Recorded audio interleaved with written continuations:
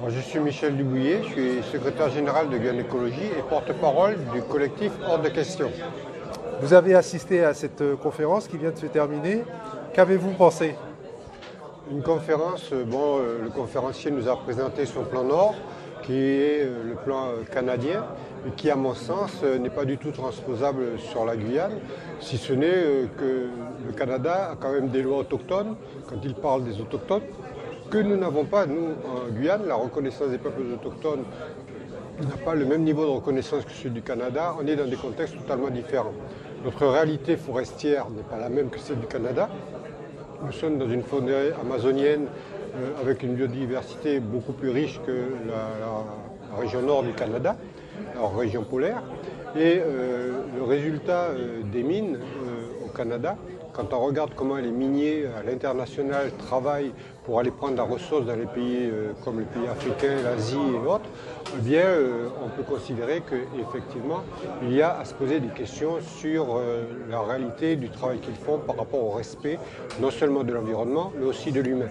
Je rappellerai que les entreprises multinationales canadiennes ont 34% de leur activité sur le continent sud-américain où nous nous trouvons, nous, aujourd'hui.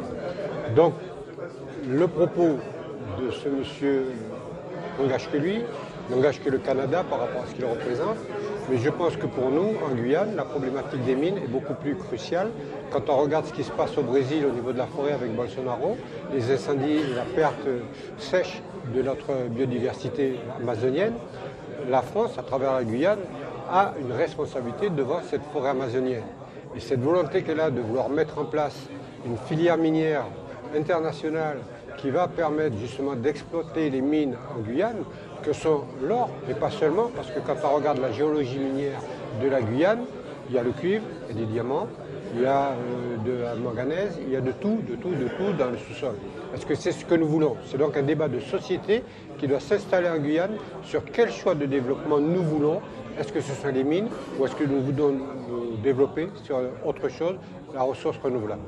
Donc en l'état, ce plan du Grand Nord ne peut pas être transposé en Guyane, selon vous? À mon sens, non. À mon sens, il n'a aucune valeur même pour la Guyane, parce qu'on a bien vu, j'ai d'ailleurs intervenu en ce sens, qu'il y a quand même au Canada, si on regarde sur Internet, beaucoup de gens le trouveront, qu'il y a beaucoup d'opposants à ce plan, même si les autochtones, les Cris, ont donné leur accord à travers moult négociations.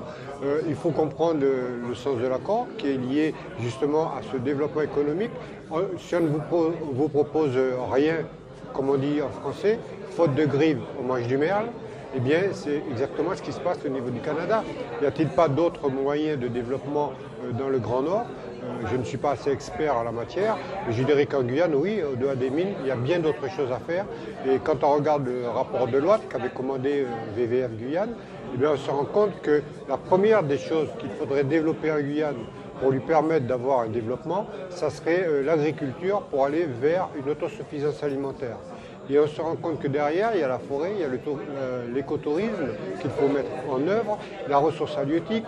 On voit bien que si on regarde simplement ces 4 secteurs, on va avoir la possibilité de démontrer ce que c'est qu'un cercle vertueux par rapport à la prise de la ressource, à condition qu'on permette à ce que la ressource soit traitée sur place en Guyane pour prendre de la valeur ajoutée et ne pas se plier aux règles de la mondialisation qui veut qu'on vienne prendre la ressource chez nous pour pouvoir lui donner de la valeur en Europe et que les pays européens disent y sont industrialisés sur la base de la ressource qu'ils auront pris ailleurs que chez eux. Merci.